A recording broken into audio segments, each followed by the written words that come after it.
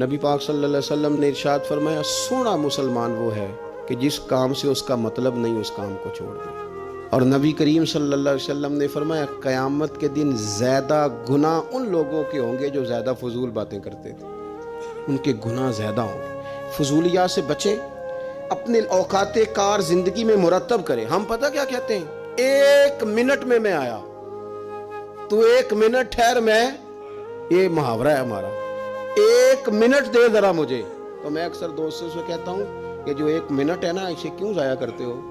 پتہ ہے 1 منٹ میں 6 دفعہ سورۃ اخلاص پڑھی جا سکتی ہے اور 2 قرآن پاک پڑھنے کا ثواب ہے۔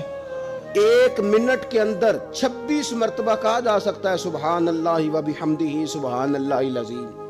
اور یہ وہ کلمات ہیں کہ نبی پاک علیہ السلام نے فرمایا زبان سے کہنے آسان ہیں، میزان عمل پر ان کا بڑا وزن ہے، اور یہ تمہارے رب کے بڑے پیارے جملے ہیں۔